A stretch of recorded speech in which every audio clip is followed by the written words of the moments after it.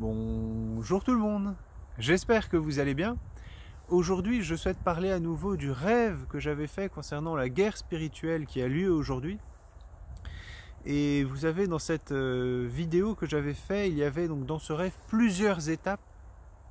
D'abord des personnes qui tentaient la reconquête qui étaient tuées, puis la trahison d'une femme qui coupait le bouclier de protection, et enfin la fuite pour se cacher dans la montagne qui représentait la présence de l'Éternel.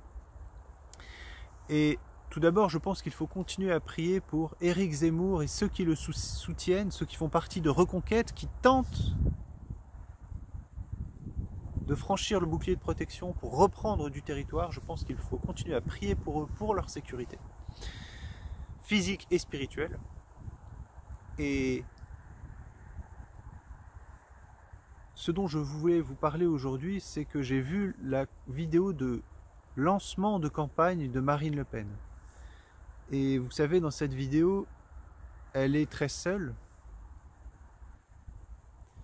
Et elle se trouve au Louvre, au pied de la pyramide, devant laquelle Emmanuel Macron, il y a 5 ans, a fait son discours de victoire. Et je ne sais pas si vous vous rappelez, je vous avais partagé une vidéo avec Greta Thunberg qui allait voir le pape au Vatican, à Rome, au Vatican, et je vous avais posé la question, est-ce un passage de relais? Parce que j'avais plusieurs fois évoqué le fait que pour moi, le pape représentait tout à fait l'image de l'antéchrist, c'est-à-dire un leader plutôt spirituel, religieux, qui a une apparence d'agneau, mais qui parle comme un dragon. Et il en est de même avec Greta Thunberg. Et je m'étais dit, tiens, est-ce qu'il s'agit d'un passage de relais? Et là, en voyant Marine Le Pen se rendre là où Emmanuel Macron a fait son discours de victoire, je me demande également, est-ce un passage de relais dans le domaine spirituel, pour que l'autorité puisse passer de l'un à l'autre? Et pour que cela puisse se faire, voilà, ils doivent le montrer à tout le monde, mais de façon la plus discrète possible. Alors j'espère qu'il ne s'agit pas de ça, parce qu'effectivement, vous savez, je vous avais parlé de cette femme qui monte les escaliers et que je vois comme si elle avait, je ressentais comme si il y a eu une cassure chez elle et comme si elle allait vers la perdition, vers un suicide. C'est la sensation que j'avais dans ce rêve. Et effectivement, j'espère que ce n'est pas Marine Le Pen, j'avais parlé d'une femme blonde, mais j'espère que ce n'est pas elle, donc je ne veux pas, par mes mots, on va dire, lui porter du mal, donc je vous dis simplement ce que j'ai vu, cette vidéo où elle était seule, et où elle était là où Emmanuel Macron a fait son discours de victoire. Donc premier point. Et le deuxième point, je souhaitais vous parler de Gilbert Collard, qui a donc rejoint Éric Zemmour. Comme dans le rêve où l'ensemble des résistants se mettaient ensemble. Donc ça fait, voilà, après Philippe de Villiers, après d'autres, après Guillaume Pelletier, je crois que c'est son nom, voilà, d'autres se sont rassemblés autour d'Éric Zemmour, et ce que j'espère effectivement, c'est que ni Éric Zemmour ni d'autres ne seront tués.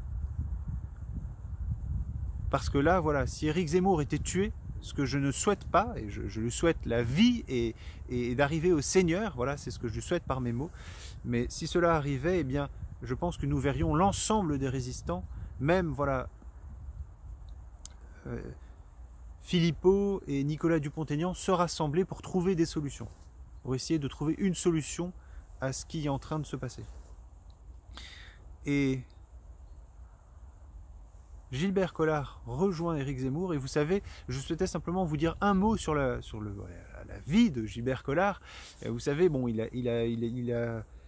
c'était un avocat qui a, voilà, défendu pas forcément que des innocents toujours, et il y a quelque chose que j'avais vu dans sa vie quand même.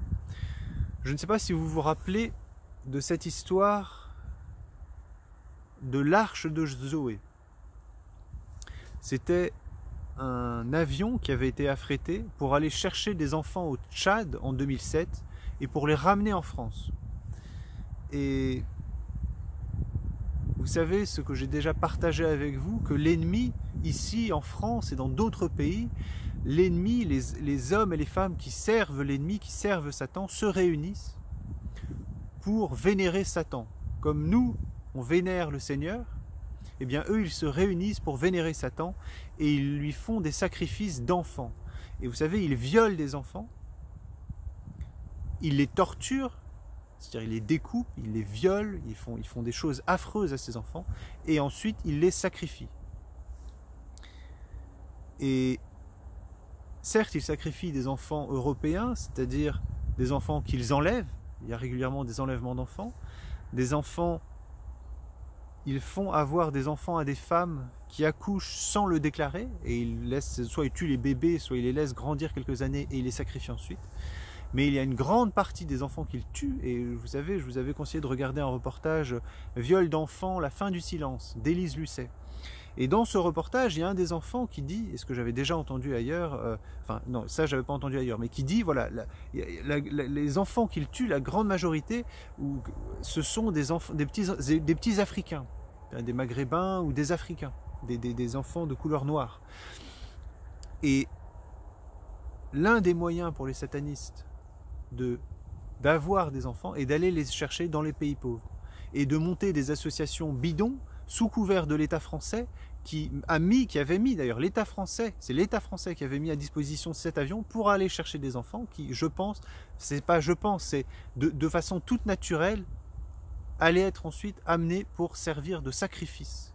Et gloire au Seigneur, c'est lui qui a, je pense, arrêté cet avion avant qu'il ne parte, avec ses 109 enfants et quelques. Et vous savez, même, ça fonctionne pareil de cette façon en Europe, mais ça fonctionne pareil aux États-Unis, où quand il y a eu la crise en Haïti, eh bien pareil, des enfants allaient être emmenés par des associations qui avaient un lien avec Hillary Clinton, qui était à l'époque, je crois, secrétaire d'État, etc. Donc c'est quelque chose c'est à l'échelle industrielle. Ils remplissent des enfants d'avions pour les amener, pour ensuite les sacrifier. Donc je vous encourage tous à prier pour les enfants, parce qu'on peut tous avoir des difficultés dans notre vie, des moments où on se sent moins bien, l'ennemi nous attaque, voilà, même si c'est par la maladie, par des personnes qui sont méchantes avec nous, qui nous agressent physiquement, voilà, l'ennemi peut nous attaquer par la dépression, par beaucoup de choses différentes, la faim, la soif, si on est dans un pays pauvre. Mais je pense que le pire qu'il y a sur cette terre, c'est ce qu'ils font à ces enfants et à ces bébés qu'ils violent, qu'ils torturent et qu'ils sacrifient. Donc, sachez que vos prières ont de la puissance. Donc n'hésitez pas à prier pour ces enfants. Je me rappelle aussi, merci Saint-Esprit, vous savez, lors d'un partage, là où je suis, ici dans l'Est de la France, il y avait une personne qui disait qu'une de ses colocataires lui avait avoué, donc elle faisait partie de la famille d'un président africain, qu'elle n'avait pas nommé, enfin sa colocataire faisait partie de la famille d'un président africain, et cette famille, elle lui avait dit, faisait des sacrifices d'enfants.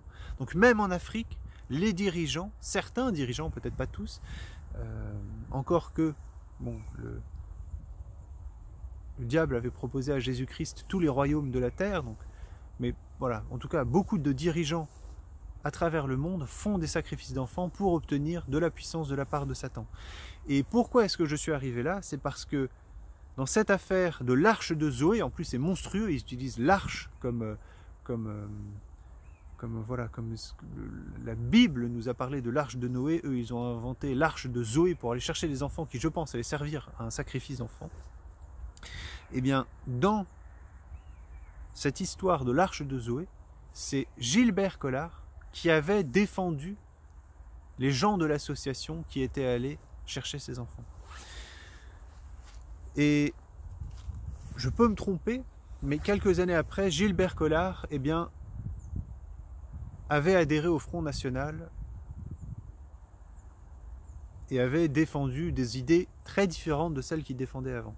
Et ce que je me dis, et ce n'est peut-être pas la vérité, mais ce que je me dis, c'est qu'en tant qu'avocat, il a étudié le dossier forcément, et il a vu qu'il y avait quelque chose de vraiment pas net dans cette histoire. Et quand il a vu ça, je ne sais plus s'il est franc-maçon ou pas, mais quand il a vu ça, je pense que ça a fait quand même un déclic chez lui et que c'est pour ça qu'il a arrêté ses autres activités, il était au Parti Socialiste, etc. et qu'il est passé quelques années plus tard au Front National et aujourd'hui, voilà, avec Zemmour. Donc, je souhaitais vous encourager aussi à prier pour lui et je vous remercie, je vous dis à très bientôt, mais voilà, ce sont des signes qui me font, voilà, qui me font toujours penser à mon rêve, donc je le partage avec vous quand cela m'y fait penser, et nous verrons bien d'ici quelques mois ce qu'il se passe lors de cette élection présidentielle, d'ici la fin de cette élection présidentielle. Très bonne journée à vous, prenez soin de vous, je vous aime, salut.